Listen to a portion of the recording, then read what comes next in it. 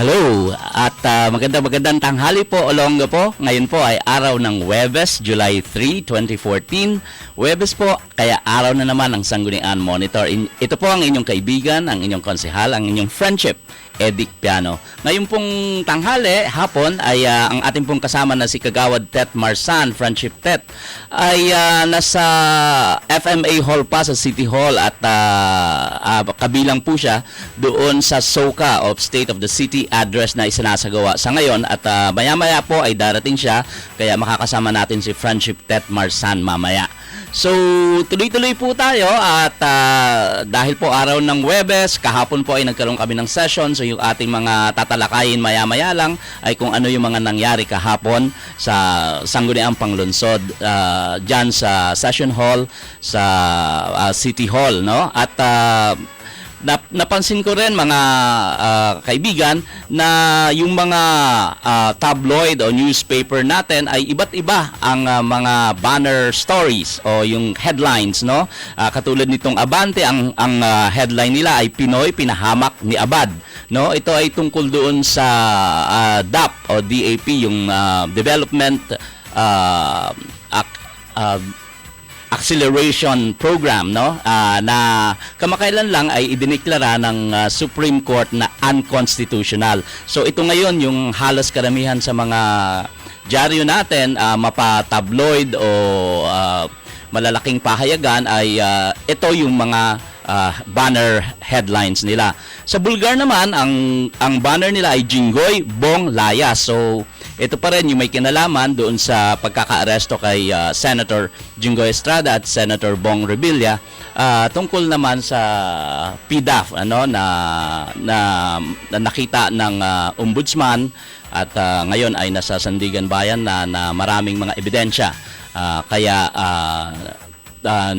nagresulta ito sa pagkakaaresto ng dalawang senador natin at malamang ay sumunod dyan yung isa pang senador na si Senador Enrile. Sa Tempo naman, tabloid na pahayagang Tempo, ang banner head nila ay House of Hazing, no? Ito yung medyo diniscuss na namin ni Konsehala Tet Marsan nung nakaraang programa namin dito sa Sangguniang Monitor, yung tungkol sa hazing, no? Yung isa sa mga estudyante o isang estudyante ng St. Benilde sa Manila, ito ay sister college ng Lazal, no? Ay namatay dahil nga sa hazing na actually matagal na dapat na ipinagbawal, no? Itong mga hazing na ito sa ating mga universidad at mga kolehiyo. So yun po, yung sa Tempo ay yung kanilang banner story ay tungkol naman sa hazing. At sa Bandera naman, no? Miriam may cancer. Ito medyo bago-bago pa, nabalitaan natin kahapon na in-announce mismo ni Senadora Miriam Defensor Santiago na stage 4 na yung kanyang lung cancer. Kaya marami ang nagulantang sa balitang ito, lalo na ngayon, no, na maraming mga pasabog, mga expose ang ginagawa ni Senator Miriam Defensor Santiago at siya yung tumututok dyan, no, sa mga kaso nila Jinggoy Estrada ng kanyang mga kasama sa Senado, sila Jinggoy Estrada, si Bong Revilla at si Senator Enrile. So yun po, iba-iba ang mga topic o yung mga banner stories natin sa ating mga pahayagan at meron pang iba diyan yung national issue tungkol sa national artist, no, ni Nora Honor na inilaglag o tinanggal siya sa listahan ng ating presidente Ninoy Aquino, no, Ninoy Aquino, ay pinag-uusapan pa rin at yung latest nga tumitrending din, pati ba naman yung pagbibigay ng parang token ni Gobernadora Vilma Santos kay Chris Aquino, na dahil si Chris Aquino nagsabi noon sa programang The Buzz na sabi niya si Vilma Santos din ay dapat na itanghal na national artist, no? At nagpasalamat si Governor B at nagbigay siya ng ensaymada at may munting note doon sa kanyang pagbibigay ng regalo kay Chris at parang nagkamali lang doon sa napaka yung grammar na you are so blessed ay hindi niya nalagyan ng ed, parang merong ellipsis siyang na you are so blessed, may tas ellipsis, no? Ayun, napansin ng mga tao, pati daw yung kanyang spelling doon sa truly ay nakalagay kasi true, yung True, no, tapos ly. pati yon pinansin na sa tingin ko ay normal lang na minsan nagkakamali sa ganon kasi halimbawa mamadali kang magsulat, no? Kung minsan yun sa utak mo ay true lang, no? Pero nagdalawang isip ka kaya nailagay mo halimbawa truly o imbis na kaya parang na mix niya yung salitang true at saka yung nagawang adverb na ginawa niyang truly, no? Kaya pati yung maliit na spelling na yon ay trending sa ating mga pahayagan. So yun po yung mga nangyayari sa national at pinag-uusapan. Mamaya po ay pag-uusapan natin yung nangyari naman sa Session Hall sa Sangguniang Panglusod ng Olonga po. At mamaya din baka sakali ay maging guest po natin kasi nagpatawag po tayo ng committee hearing sa Sangguniang Panglunsod kahapon tungkol po sa pag-upo ng representante ng indigenous people o ng ating mga katutubo sa Sangguniang Panglunsod. So mamaya po ay pag-uusapan natin yan sa pagbabalik po ng Sangguniang Monitor. Mula sa lungsod ng Olongapo, ito ang Subic Broadcasting Corporation. Himpilan ng radyo DWGO 1008 kHz kasapi sa KBP, kapisanan ng mga broadcasters sa Pilipinas. We accept Lady Bed Spacer, and don't you worry about the rainy season because we got it all under control. And for your safety, we got a 24/7 armed security guard with trained guard dogs and CCTV cameras. It is also well lighted at night. Plus, we have a backup generator set just in case the electricity is off and a strong water system for everyday use.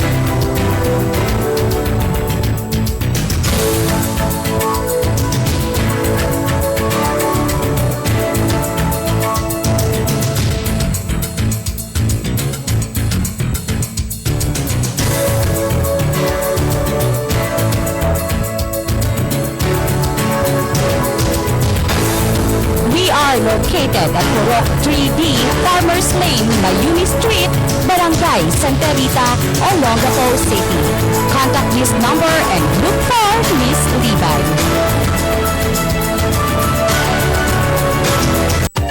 Enjoy life while you're still young. Be mentally alert and energetic. Shape up. Give your body the calisthenic you need, which will help you improve. Come and enroll at the biggest gym in the city. G-Gym Bodybuilding, Karate, Aikido, Kickboxing, Taekwondo, Ballroom Dancing, and more. Call or text at 0927-518-7889. Look for Miss Jenny Escal, the manager, or see us at number 1 Lower Calaclan at the back of DWGO, DWOK FM Radio.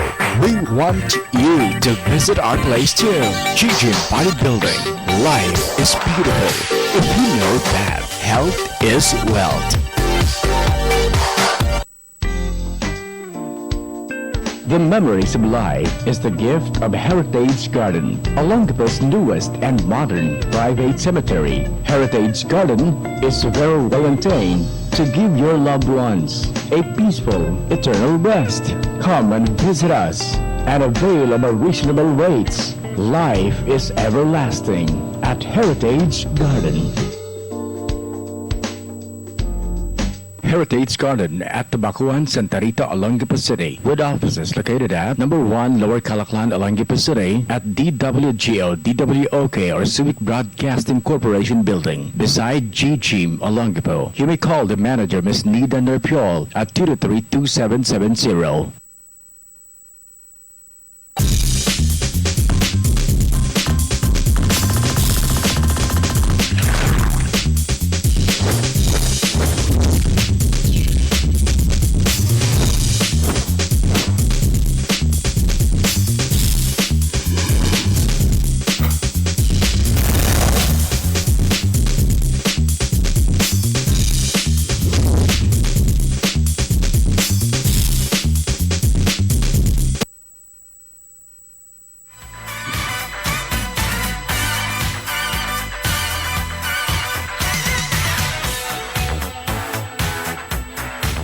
Nagbabalik po ang Sangguniang Monitor at ito po ang inyong konsehal, ang inyong Friendship Edic Piano. Mamaya po ay makakasama natin si Friendship Tet Marsan at hahabol siya bago po matapos ang ating programa. So kahapon po, bago nagsimula ang aming session ay ikikwento ko lang sa inyo, no? Nakita po ng aming mga kasamang konsehal, no, sa session hall. Yun pong aming inimbita na cameraman ng SBC TV 22 dahil po nagpaimbita kami dahil merong, ang tingin namin ni Konsehala Tet ay merong mga mahalagang pag-uusapan na dapat makunan at kabali-balita naman dahil legitimate naman po ang SBC TV 22 at pinaalam namin sa aming vice mayor at ang ating officiating officer na si Rodel Cerezo na magkakaroon ng coverage ang SBC TV 22. So pumayag naman yung aming presiding officer pero hindi niya kasi nabanggit doon sa aming mga kasamang konsehal kaya nung magsisimula kami ay question agad, no, yung ng ating mga kasamang konsehal, yung member ng majority, yung presence ng cameraman ng SBC TV 22 at tinatanong kung sino siya. So actually pangalawang pagkakataon na ito na nag-imbita kami doon.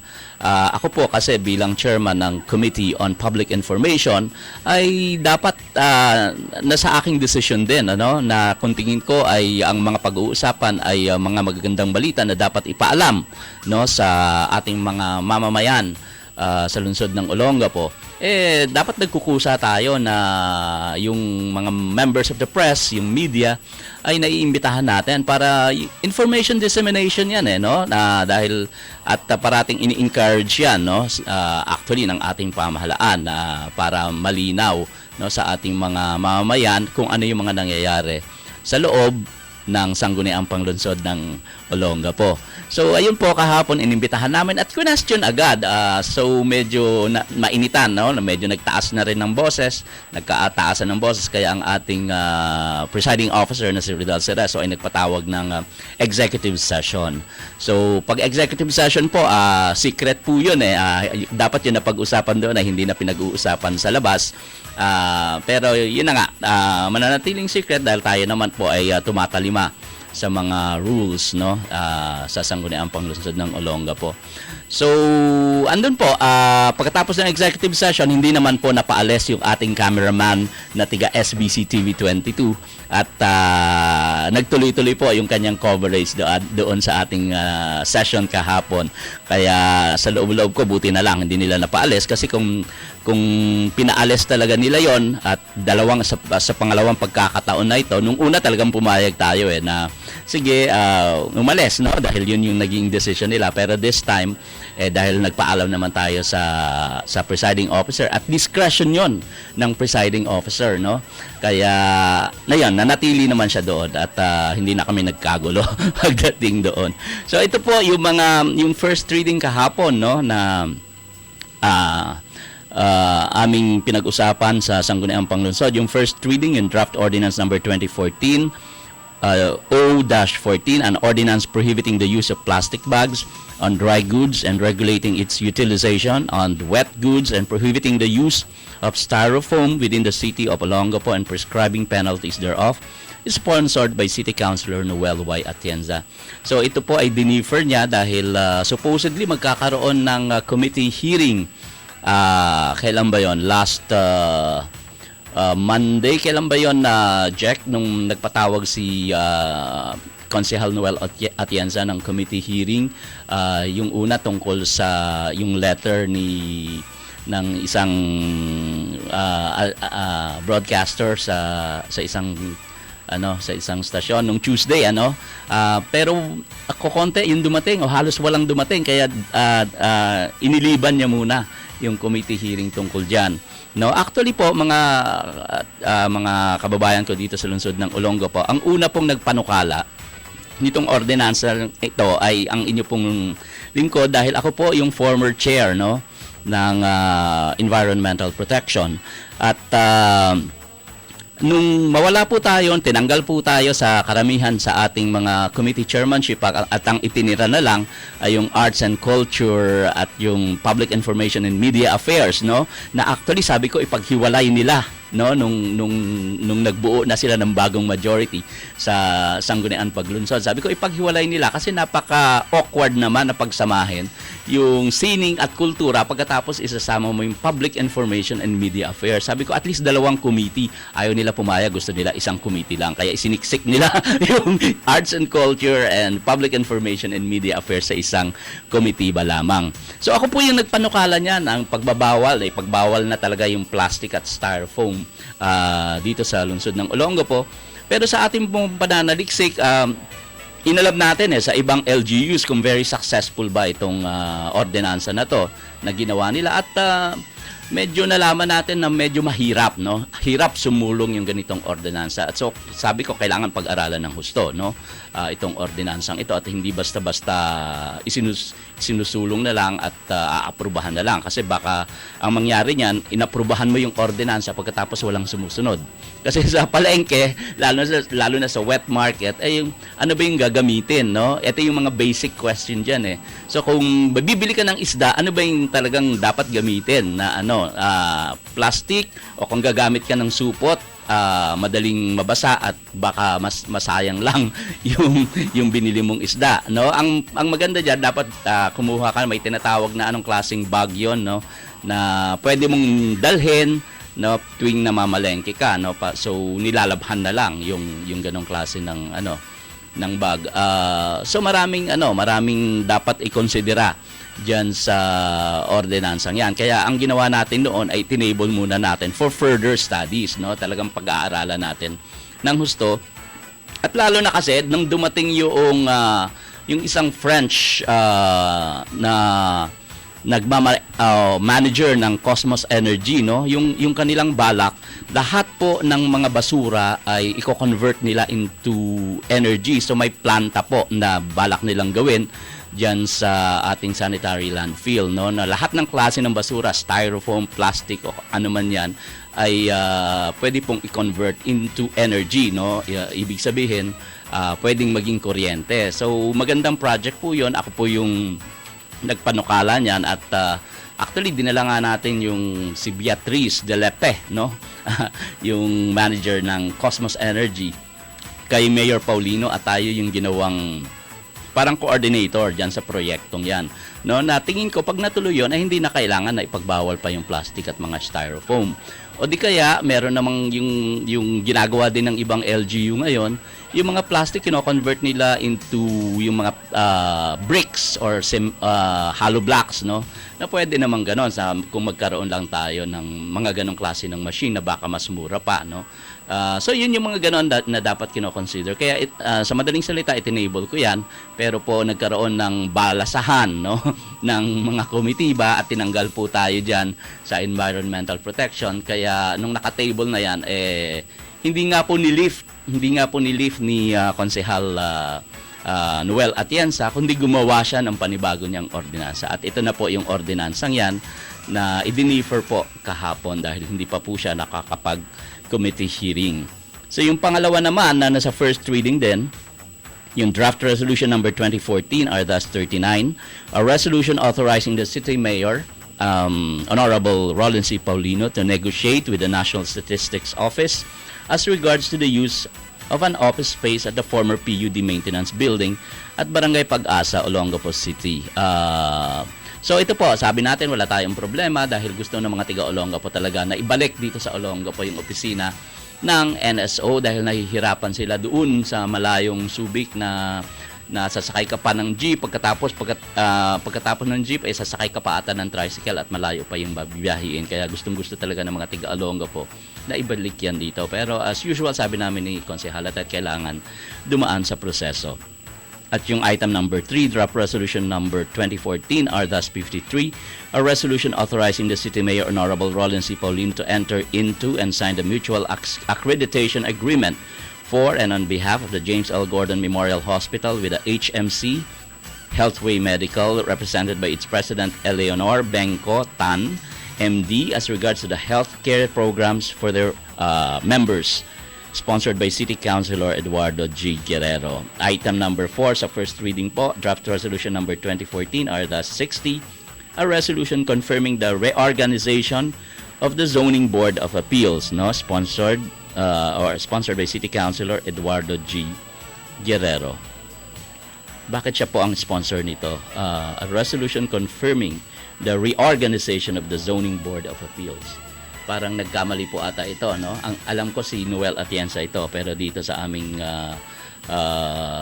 nakalagay sa first reading ay si Councilor Eduardo Guerrero. Ang alam ko si Noel Atienza ang sponsor nito, at gusto naming alamin ni Tet Marzanyan kung ano itong tinatawag nila na Zoning Board of Appeals. At yung isa naman, Draft Resolution number 2014 R-62, a resolution declaring the annual budget of Barangay Barreto for the fiscal year 2014 in the amount of 14,602,154. No, operative in its entirety by City Councilor Elena C. Dabos. Ito po ay inurgent at inapprove naman ng buong konseho, no? May mga tanong tayo diyan. Ako yung naging tanong ko diyan, ang laki kasi nung kanilang budget sa security, no? Kaya tinanong ko si Cap G. Baloy. Sabi ko, Cap, mahigit 4 million yung iyong budget dito sa security and services, no? Yun. Kaya nung sabi niya, sana nga gusto kong isa-isahin, no? Kung ano yung budget na yon sa security. Pero okay naman, sabi niya meron silang mga camera o yung CCTV camera, yung mga vehicles na pinorchase nila na kailangan nila para sa pag-maintain ng kanilang seguridad, no? At yung isa ko pang question, sabi ko yung palengke, no? Yung talagang may nakalaan o mayroong create, in-establish na lugar para sa palengke doon sa Barreto, Barrio Barreto. Sabi ko kay Cap kung gagamitin pa ba yun. Pero ang sabi niya mukhang hindi na, at tinanong ko rin yung bang yung talipapa doon sa may malapit sa Camp Cabal, no, sa gilid.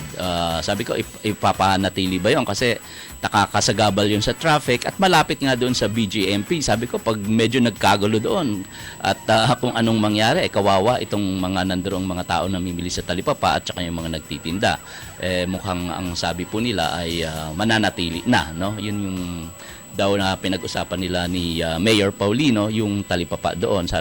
Ang inisip ko lang, sayang naman yung ipinatayo na dapat sana ay lugar talaga para sa palengke, no? Ang sinasabi kasi medyo malayo daw at baka hindi daw puntahan ng tao. Ang sa akin lang, lahat naman ng mga ipinapatayo, lalo na kung palengke yan, pupuntahan niya ng tao, no? At magiging maluwag pa yun doon sa may lugar, doon sa may coffee shop yun, sa may harap ng coffee shop. Sa ngayon, pag nagdaan po kayo doon, ay napakasikip. Ayun, so yun po ay naaprubahan at nagpasalamat naman ang ating kaibigan na si Kapitan Baloy. At yung item 6, Draft Resolution number 2014 R-63 na na-approve din kasi inurgent po nila, approved unanimously, no? A resolution congratulating Dominique Rosalie G. Cesa for having landed the top 3 during the recent nursing board examination given by the Board of Nursing of the Professional Regulations Commission, sponsored by Councilor Ortiz, no? So okay naman po 'yon dahil nagbigay karangalan syempre 'yon sa lungsod ng Olongapo na maging mapabilang sa top 3 itong si Dominique Cesa.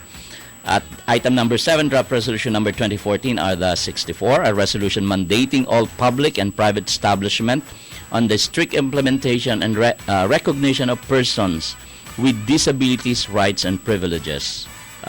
Sponsored by Councilor Edna Ilane.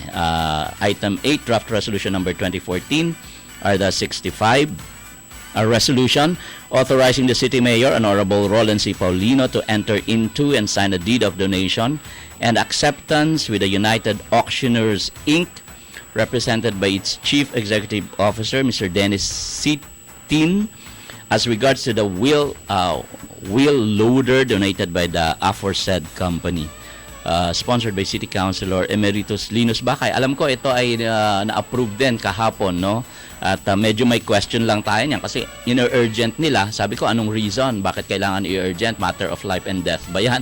Kasi yung idea na kaya may urgency ay dahil kailangan o baka nanganganib yung buhay o may problema sa lungsod kaya ina-urgent. Pero yung mga ganito na parang bibigyan mo lang ng commendation, etc. Ina-urgent pa nila, so parang nagiging mamera na lang yung urgency sa Sangguniang Panglungsod ng Olongapo. Yun lang naman po yung kine-question ko.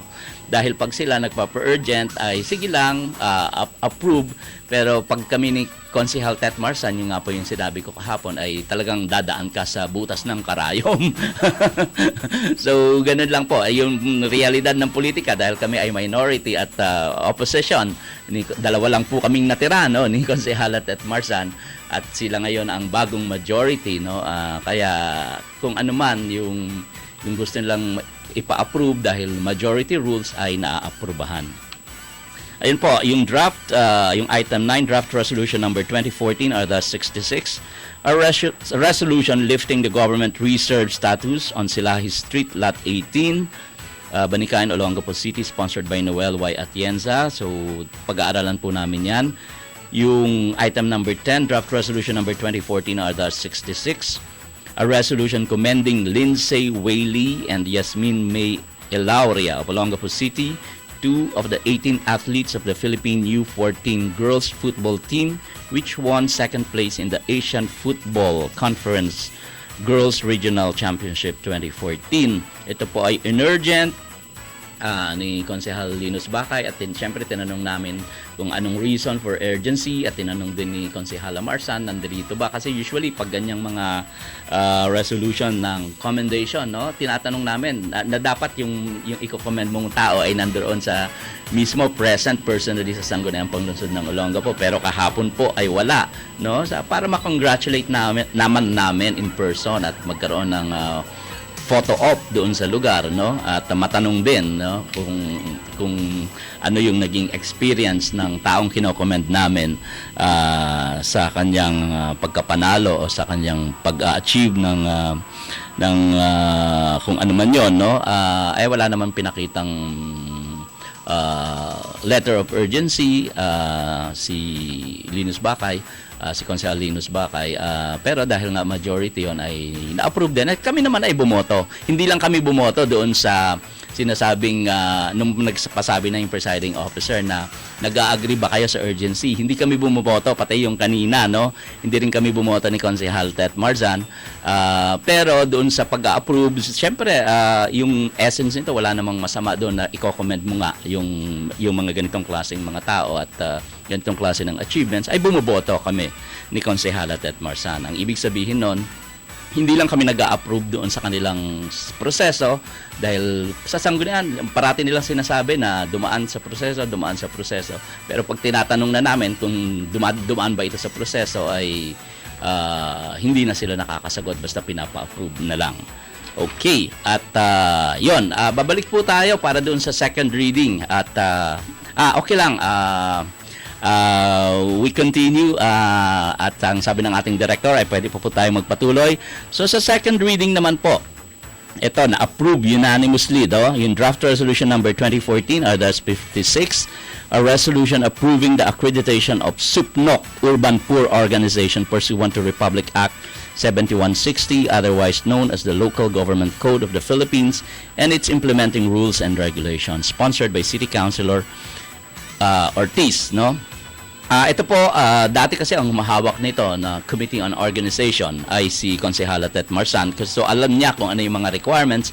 So marami siyang mga tanong na, well, unfortunately ay hindi rin masyadong malinaw na nasagot at merong mga requirements ata na I believe na hindi pa pinagdaanan. Pero anyhow, dahil pinapa-approve ito, yun lang, maraming mga tanong si Konsehal Tet Marsan at yun po ay on record. So kung gusto nyong marinig kung ano yung mga tanong na yun o mapag-aralan, pwede po kayong humingi ng kopya sa Sangguniang Panglungsod ng Olongapo. No, at nag-approve naman kami dito ni Konsehala Tet Marsan.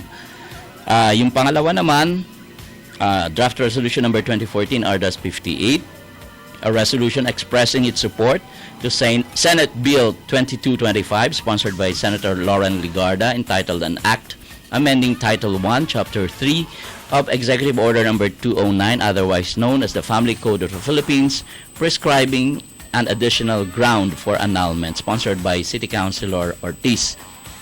Ito ay diniferred niya. Hindi ko lang matandaan ngayon kung ano yung dahilan ng kanyang pag-defer dito sa resolution niyang ito, no? Sige, baka pagdating ni Konsehala Tet Marsan ay matanong natin kung ano yung dahilan at dinifer ito ni Konsehala Ortiz.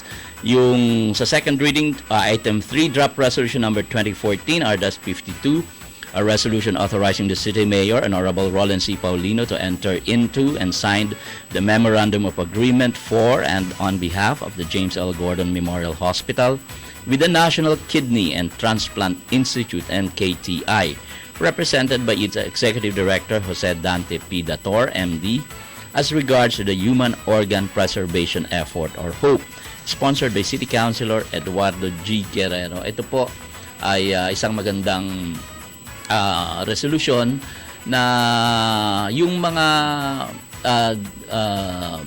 natawag nito brain dead na mga pasyente, kung magbibigay sila ng pahintulot, yung kanilang mga organs, no, ay pwede pong kukunin at ibibigay syempre sa mga nangangailangan. So magandang panukala ito, at ang maganda dito, walang gastusin ang pamahalaang panglungsod ng Olongapo.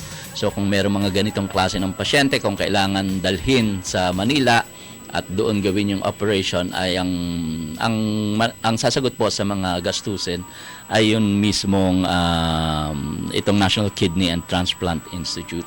So maganda ito, kaya actually ang sponsor, ang original sponsor nito ay si Councilor Ed Guerrero, pero sinabi ko na kung pwede ay sponsor na lang ng lahat, unanimous, ano, at pumayag naman si Dr. Guerrero.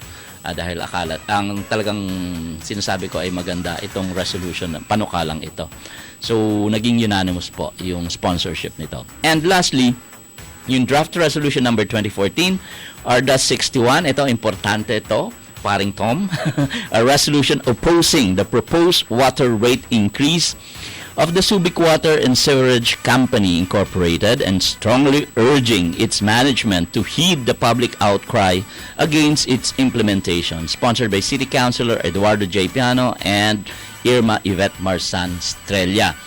So ito po yung resolution na kaming dalawa ang sponsor ni Friendship Tet Marzan, na gusto natin na talagang gawa ng resolution na ang Olongapo ay nag-o-object po sa pagtaas ng pagsingil ng ating tubig. At gusto natin, kasi dahil nasa second reading na siya, gusto natin kahapon na i-approve ito. Pero nung ni-refer ang resolution na ito sa chairman ng Public Utilities na si Councilor Cajudo, ay nagpatawag pa siya ng committee hearing sa Friday. No?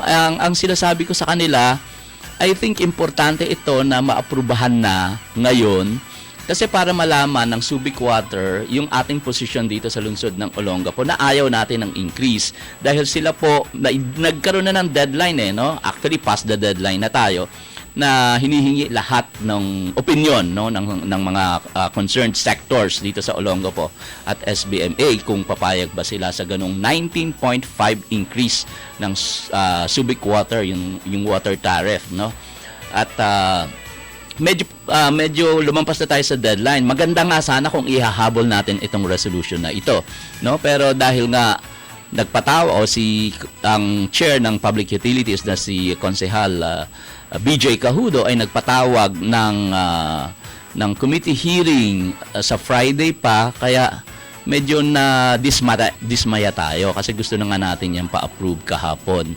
Sana pinayagan na nila, kasi yung mga in-approve na kung ano-anong commendation na kung ano-ano lang ay pumayag sila. Pero itong isang para sa akin ay napakahalagang issue, no, na talagang dapat merong stand ang Olongapo, ang siyudad ng Olongapo tungkol dito sa balaking pagtaas 19.5, imagine, no, ng water tariff, bayarin sa tubig ay kanilang hindi pa ipinapasa. So yun lang po yung aking panghihinayang doon. Sana kahapon ay na-approve na ito. So but anyway, sa Friday meron lang tayong lakad, kaya pinauna ko nang sabihin sa kanila na hindi tayo makaka-attend ng kanilang committee hearing.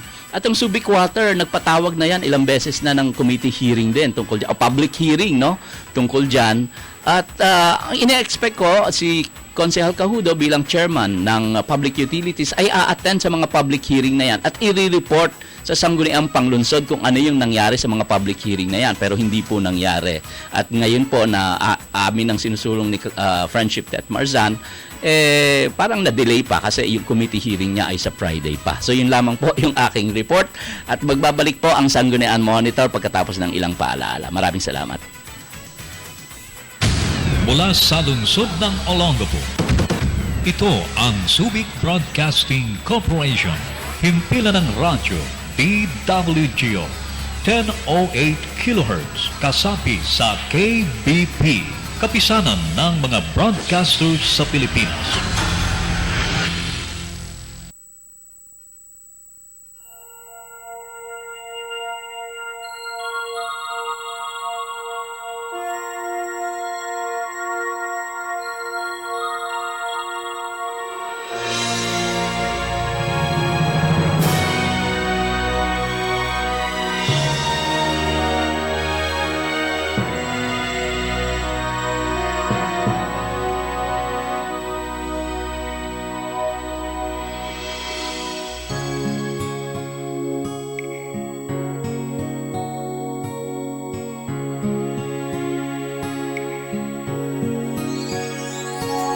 We help you find your wings.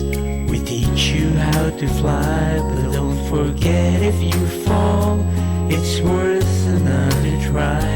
Go and follow your dreams, though your journey is far. From the top of the mountains, you can reach for a star.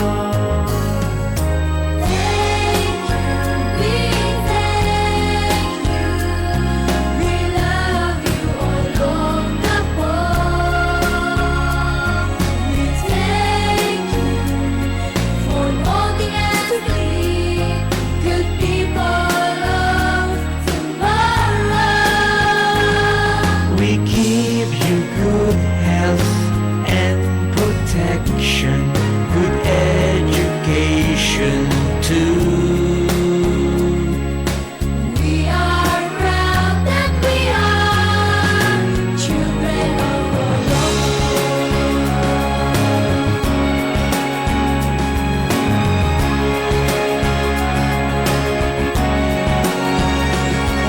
We help you reach your goals, and when your best is done, you will be our heroes from the victories you won. Here's to you, our children, and here's to us all.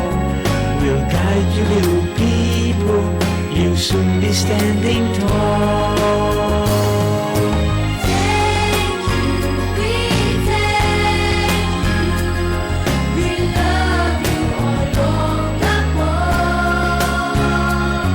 We thank you for molding us to be good people of tomorrow. We give you good health and protection, good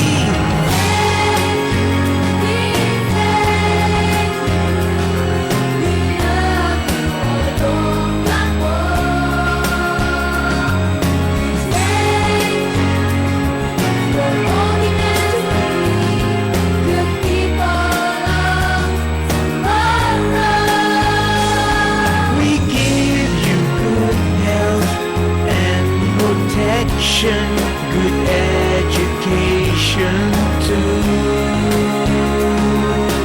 We are proud that we are Children of Olongapo.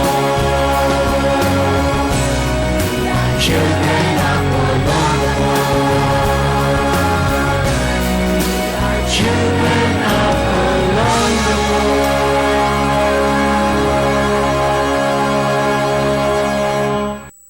We accept Lady Bed Spacer, and don't you worry about the rainy season because we got it all under control. And for your safety, we got a 24/7 armed security guard with trained guard dogs and CCTV cameras.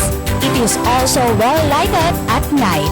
Plus, we have a backup generator set just in case the electricity is off, and a strong water system for everyday use.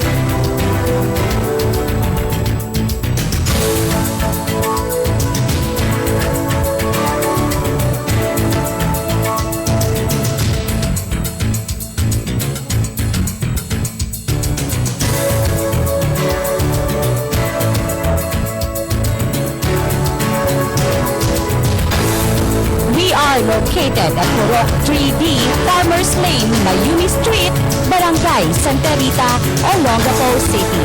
Contact this number and look for Miss Levi.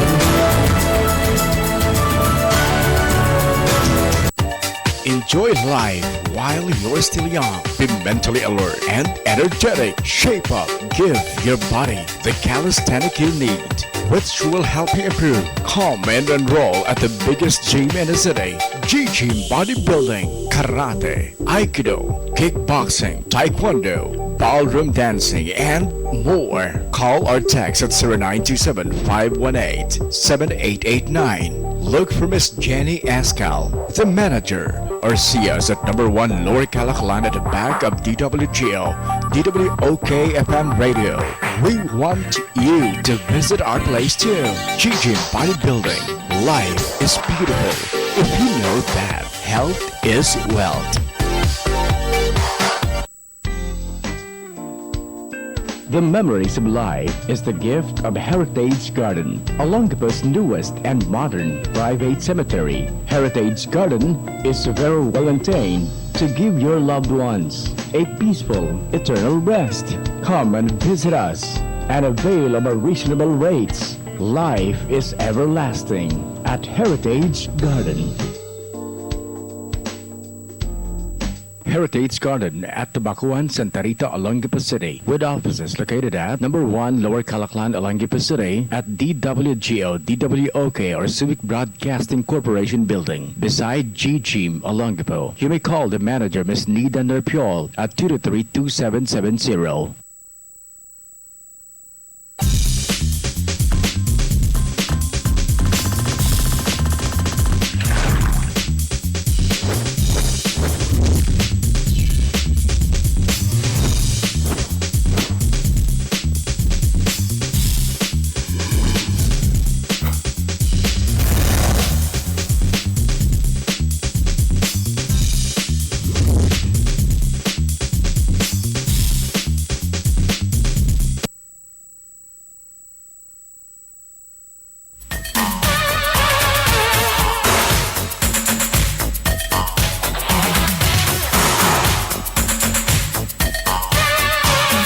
Yes, nagbabalik po ang Sangguniang Monitor at bago po ang lahat ay gusto ko lang i-announce yung ating hotline, no? Medyo late na pero sige po, pwede po kayong mag-text at express yung inyong mga opinion at kung ano man tanong at iba pa. Sa ang hotline po namin 0999-888-6509 at yung sa Globe naman po ay 0917-421-3446. At meron po rin kami sa Ustream, no? Kung medyo nahihirapan ang kung wala kayo, naka-cable kayo kasi hindi pa kami lumalabas sa cable at nasa antena lang kami ng Channel 22, no? SBC TV 22. At sa Ustream ay meron po tayo kung sa internet lang, no? At yung mga kababayan natin na medyo malayo po dito sa Olongapo at yung nasa abroad na mga kaibigan natin ay nanonood sila via Ustream. So i-click nyo lang po, i-type nyo yung www.ustream.tv tv/channel/sanggunian-monitor-live. At sa email, meron din po kami, no, kung may mga gusto kayong tanong o impormasyon na gusto nyong ibahagi namin sa Sanggunian Monitor. Ang amin pong email address ay sanggunianmonitor@gmail.com. At meron din po kami sa Twitter at sa Facebook, yung pong Sanggunian Monitor. Puntahan nyo lang po. At ang Olongapo City Council, it's an open page, no, sa Facebook.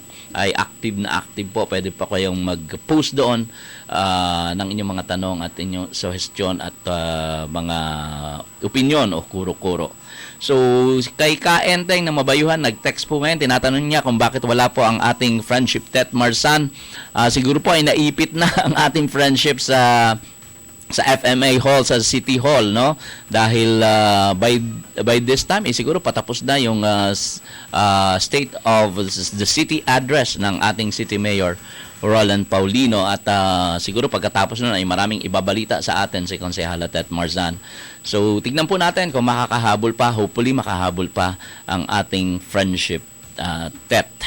Ayun po, no? At kanina na-mention ko rin po na nagpatawag tayo ng committee hearing tungkol po doon sa pag-upo ng representante ng mga katutubo, no, sa Sangguniang Panglungsod ng Olongapo. Alam niyo po, ito dapat matagal na, no, na may boses diyan ang ating mga katutubo, lalong-lalo na yung mga Aita po, no, dahil malaki pong populasyon din yan at marami po yan, no, dito sa lungsod ng Olongapo. So marami silang mga tribal chieftains diyan. So kahapon may isang grupo po, no, yung APO at yung Federasyon ng mga Aita, no, sa Olongapo ay naging guest po natin. Guest po natin din sa committee hearing na yon yung pong dating head ng NCIP na si Attorney Apple, at nandun din po yung representative nung director ng bagong director ng NCIP Zambales. At yun nga, malinaw po yung sinasabi ni Attorney Apple na meron ng directives ang NCIP na dapat status quo ante muna, no? So ibig sabihin dahil pinoprotesta po nila yung nangyaring supposedly selection nung nakaraan, na kung saan ang napili nga ay si Egmedio Gonzales, si June Gonzales. Marami pong mga nagpo-protestang mga katutubo dyan at mga chieftains, no? Kaya ang sinasabi dun sa directive ay status quo po muna. At ang aming ang aming pag-aaral diyan ay dapat may umupo na talaga muna, no, sa Sangguniang Panglungsod ng Olongapo. At dahil yung directives na yon ay clear po sa NCIP at sa DILG, no, yung may si Mr. Gonzales ay may mga pinanghahawakan ng mga dokumento na galing nga sa NCIP at DILG, no, na pwede naman po siya nang umupo. Kaya yun po yung gusto namin ni Konsehala Tet Marsan, na pansamantala para magkaroon lang ng representation at boses ang mga katutubo sa Sangguniang Panglungsod ng Olongapo, ay paupuin na po itong si Mr. Egmedio Gonzales, dahil yun naman ay may desisyon na ang NCIP at DILG. Ngayon, kung merong mga protesta, ay pwede pong ituloy yung mga protesta. So habang nakaupo dyan si Mr. Gonzales, ay pwede namang nilang ituloy yung kanilang mga hinaing at magprotesta mismo sa NCIP.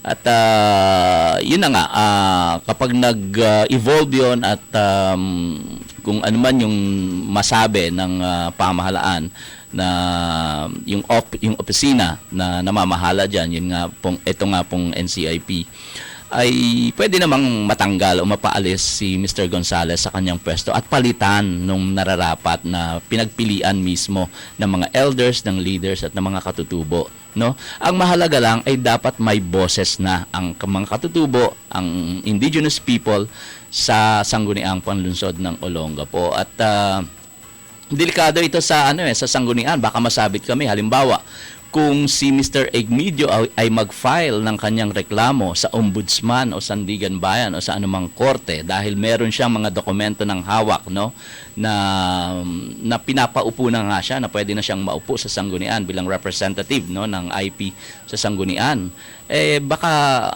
ang buong konseho ay mapahamak dyan kung hindi aaksyon ang konseho. Kaya ang sinasabi natin sa ating presiding officer ay pumayag na siya na maupo na muna sa ngayon, no, dahil yun naman may mga basehang dokumento doon si Mr. Gonzales, at yung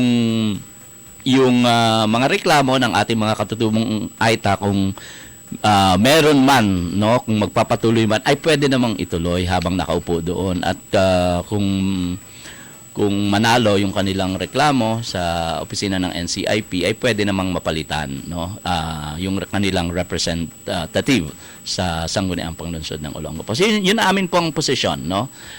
Kailangan, importante na merong boses muna ang IP, Indigenous People sa Sangguniang Panglungsod ng Olongapo. At yun po ay nasa katauhan ni Mr. Egmedio June Gonzales, dahil siya po yung may hawak ng mga dokumento from NCIP at DILG na pwede na po siyang maupo sa Sangguniang Panglungsod ng Olongapo. So yun, at siguro po pag-usapan natin kung pwede na, no, Tom, yan, mag-ready lang tayo. Ayusin lang natin yung kanyang mikropono. At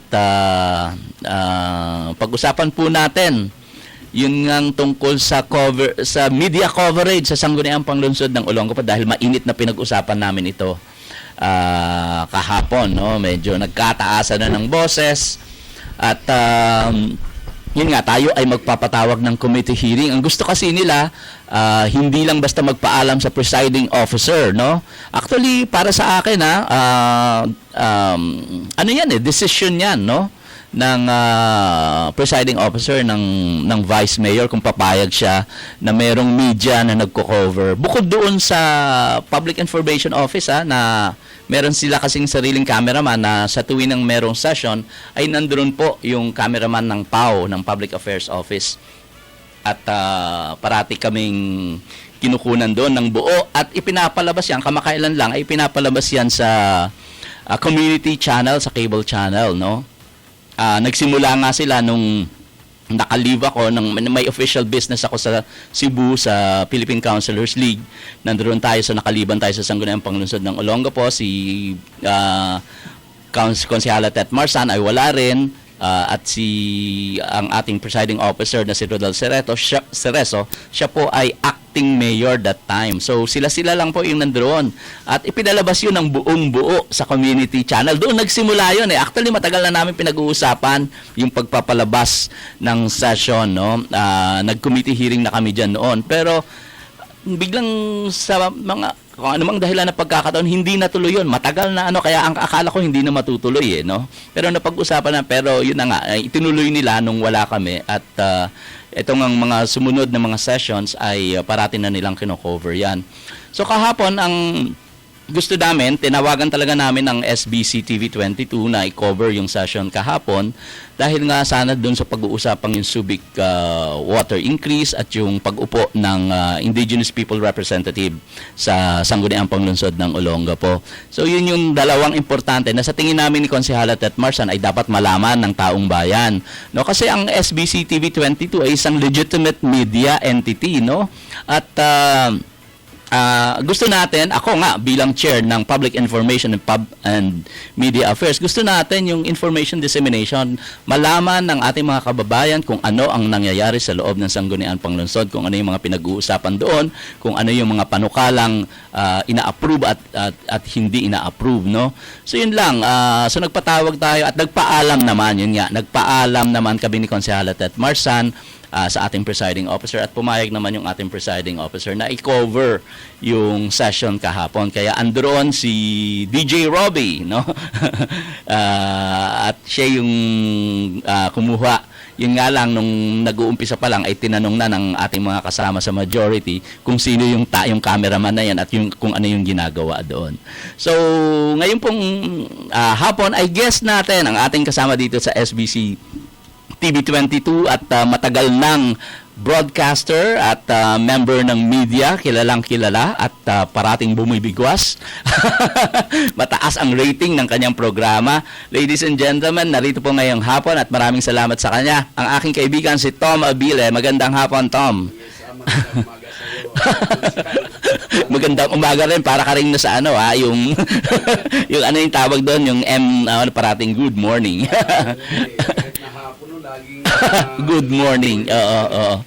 Ay ito nga, medyo nadidismaya doon sa iyong sinabi na ito nga sinasabi ni Jong Cortez, ni Konsehal Jong Cortez, na bago maglabas ang media ng magiging tabloid man siya o magiging siya man ay ka-TV, ay kailangan mo nang titingnan muna nila ang output bago ilabas. Yun nga, yung Tom, yung medyo, sabi ko, parang nagpanting yung tenga ko.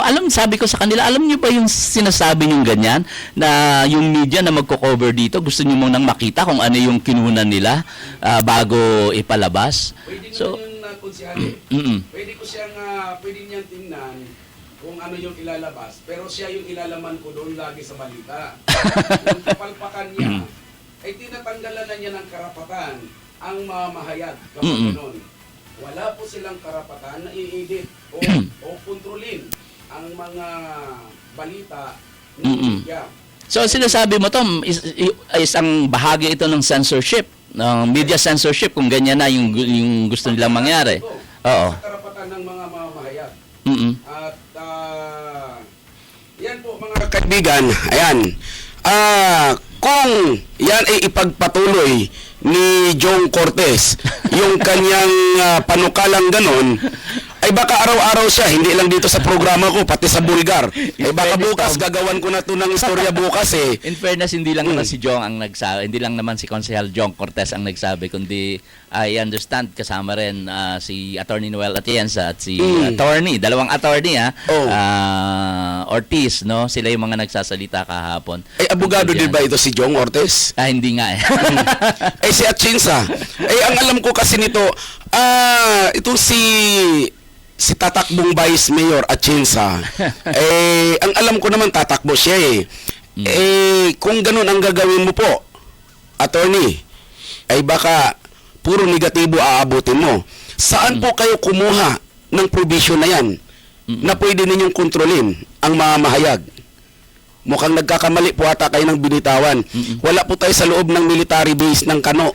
At hindi na martial law ngayon. At hindi po martial law ngayon. Tom, ang ano ba, ikaw matagal ka na sa media eh, no? Ang KBP o Kapisanan ng mga Broadcaster sa Pilipinas ay meron ba talagang specific ruling tungkol diyan sa kung paano mag-cover sa isang halimbawa, kasi ang sinasabi nila sino ba nagsabi na si Councilor BJ Cajudo na yung mga nagko-cover daw sa Congress, sa Senate hindi naman talaga basta-basta nagko-cover lang doon, no? At nakalink doon, merong isang kumbaga sa merong isang consul doon na nakalink lahat yung tama po yun, sir, kasi ako ay na-assign din ng Kongreso. Ayun, oo. Matagal din po ako sa Congress at ang aming requirements po bago po kami pumunta doon ay accreditation lamang. Accredited kami.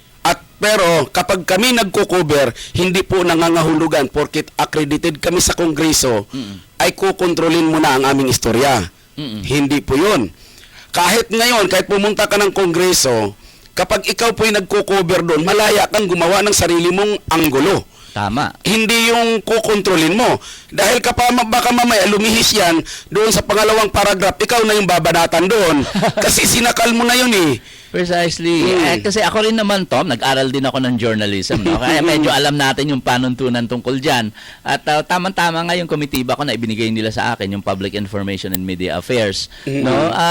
Hindi pwedeng kung ano lang yung gusto mo, yun lang yung ilalabas. O kung ano lang anggulo mo, kasi hindi pwedeng makunan yung likod mo o yung puwit mo. Yun yung inaano daw habang kumakain ka, baka kung ano daw, sabi ko may so-called media ethics. Alam nila kung anong gagawin. Oo, kung halimbawang hindi naman ka nais-nais, ay hindi talaga dapat ilabas. Pero kung katulad niya, napunitan siya ng pantalon at nakita yung pangloob niya, ay hindi naman natin pwedeng ilabas yan. Tama naman. Pero mayroon ding mga kritiko, yung mga talagang mga komentarista na gustong maglabas noon, yun naman ang hinahanap. Oh, di ba? Hindi natin makokontrol dahil ang kalayaan kasi nasa mamamayag. Tama Kaya nga, yun. di ba? Kaya nga walang minsan hindi mo makikita ang pagkakaisa sa mga mamamayag dahil nandito sa atin ang kalayaan bilang media. Ngayon, kung kukontrolin tayo ni Jong Cortez at saka kung sino pa dyan, ibig sabihin may tinatago sila. Isa lang naman ang iisipin kagad ng media eh.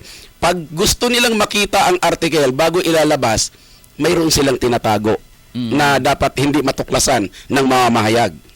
Alam mo, Tom, yung national government naman sa kanilang programang Tuwid na Daan, gusto nila na talagang yung mga gobyerno ay nakikita kung ano yung mga nangyayari, no? Totoo Kaya tayo yun. bilang chairperson ng Public Information and Media Affairs, gusto natin ipaalam sa taong bayan, sa mamayan ng Olongapo, kung ano yung mga nangyayari Totoo sa lungsod po yun. ng Olongapo at hindi lang yung PAO, yung Public Affairs Office ang nandoon.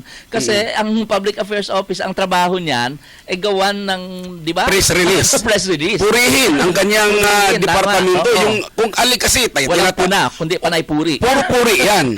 Kaya nga press release yan eh.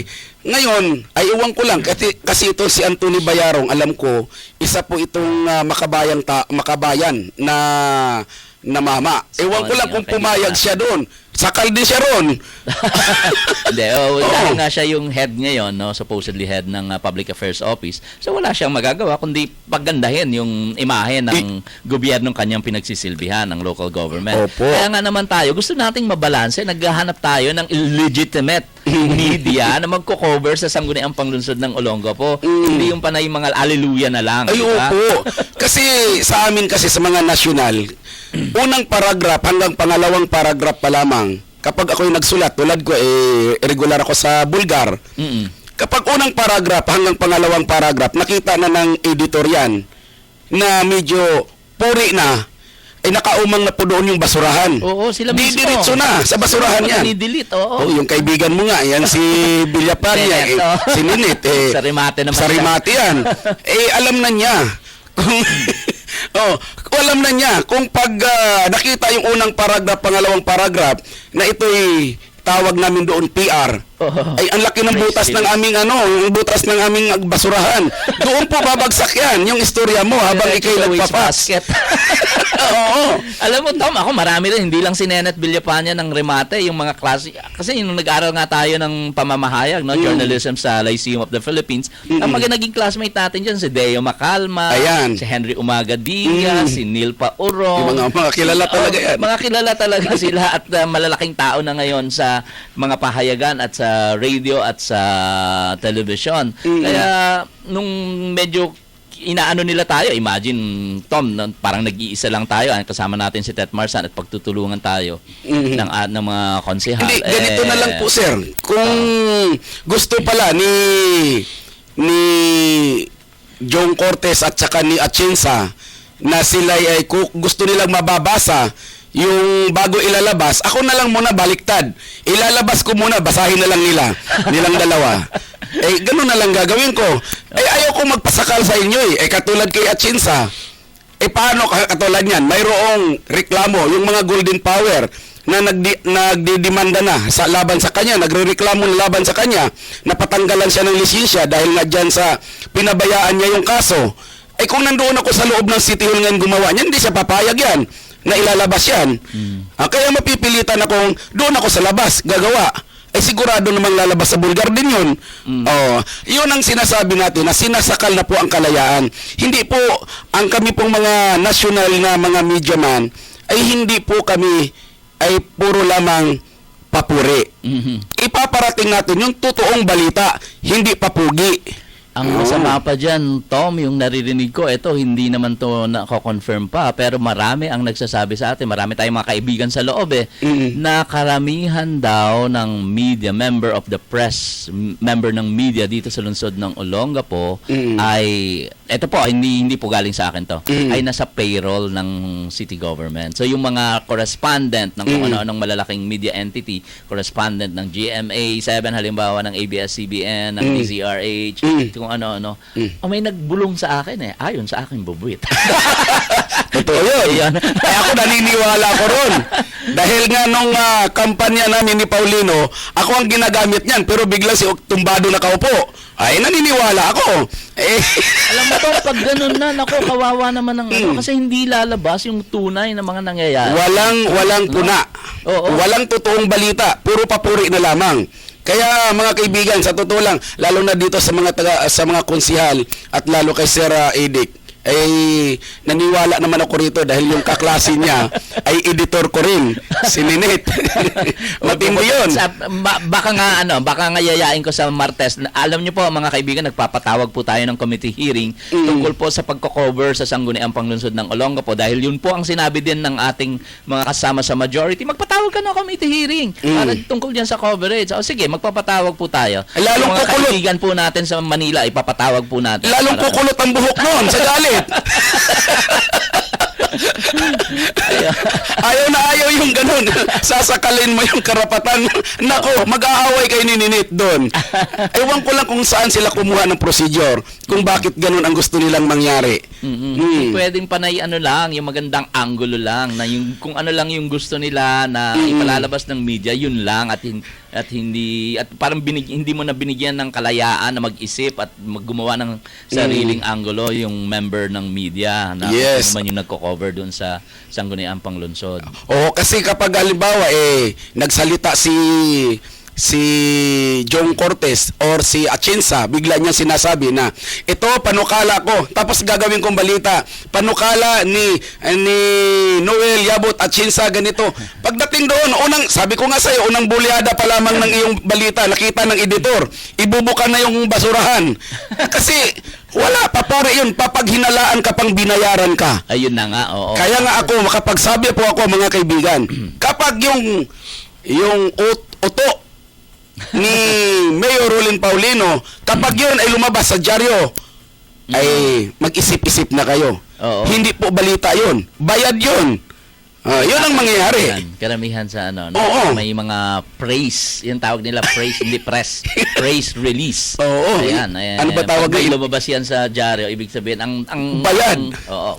May binayaran po yan para lumabas lang. Ang At katiran. meron pa dyan na may mga column, binabayaran nila yung spasyo, para sila makapagsulat doon sa column at para pagkakitaan. Totoo po yun. Ayun, meron akong kakilalang ganun Oo.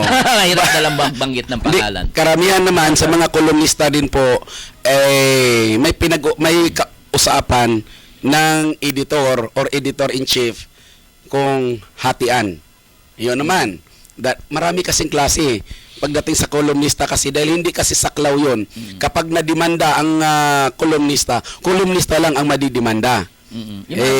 Hindi kasama yung dyaryo. Yung simpleng statement namin, halimbawa, yung sinabi ko lang na pinagmamalaki po namin dito sa Sangguniang Monitor na kami po dito ay hindi tumitingin sa kinang ng ginto. Kami nasa Manila, sabi nila libelous na yon. Malabo. Sabi, opinion ko yon. At yung sinasabi ni Konsehala Tet na sabi niya, binabasa ko lang po kung ano yung nakasulat dito. Maski mali po yung grammar ay binabasa ko po dahil ito po yung nakasulat dito. Normal lang yan kasi kung ano yung nakasulat doon, dapat di ba kung sila yung sponsor, ayusin nila. Kung mali yung grammar, tignan na nila, ayusin na nila bago i-submit yan sa Sangguniang Panglungsod. So ang sinasabi lang nito at binabasa ko po kung ano lang yung nakasulat dito na isinubmit ng sponsor ng panukalang ito. So yun lang, minamasama pa rin nila. Libelous na raw. Parang libelous pa rin nga. Parang sinisisi pa nila si bakit ikaw magaling ka ba sa English? Parang gano'n. Very unprofessional. But anyway, maraming salamat, Tom, sa iyong maikling panahon na ibinigay. Sa Martes, no? Yes, oo. Ipinatulan kayo. Panawagan ko na rin doon sa ibang mga mamahayag, dumating po kayo. Dahil may bago pong patakaran ngayon ang kasalukuyang administration. Amazing! Yan po mga kaibigan. Thank you, Tom. Maraming salamat. No? Napasaya mo yung ating mga tagapanood. So, yun po, babalik po sa Martes ang Sangguniang Monitor. Maraming salamat po sa ating mga tagapakinig. Ang aking nanay, binabati ko. As usual, parating nakikinig dyan sa yung aking mga kapitbahay sa Bigonia, yung aking mga kabarangay sa Barangay Santa Rita. Kagabi po ay nasa Barangay New Ilalim kami, no? Kay Kagawad Gilbert. Andron kami at umattend din po kami. Ang amin po, again, pakikiramay sa ating kasama na si Matt Matsuda. Umattend kami ng kanyang wake kagabi at isang malaking kawalan si Matt Matsuda dahil naging isang alamat na dito, Tom, sa lungsod ng Olongapo pagdating sa entertainment, kasi ang Olongapo ay kinilalang entertainment capital noong 70s, 80s, no? At kasama niya sila Freddie Aguilar, sila Joey Smith, yung mga malaking higanteng mga personalidad sa larangan ng musika at ng banda sa Pilipinas. So yan po yung contribution ng ating kaibigan na namayapa na si Matt Matsuda. So kami po ay nakikiramay. At nagpunta rin kami sa isang birthday ng isang empleyada diyan sa James L. Gordon Memorial Hospital. At nakasama po natin yung mga dating staff ng Sangguniang Panglungsod ng Olongapo, na mga staff ni former Councilor Luigi Lipumano. At ang dami naming napag-usapan, Tom, ang dami talaga. At i-share po namin yan sa inyo sa mga darating na programa ng Sangguniang Monitor. So maraming salamat po sa inyong lahat. Mabuhay po ang Olongapo. God bless, good skills, and Godspeed Olongapo. Mula sa lungsod ng Olongapo.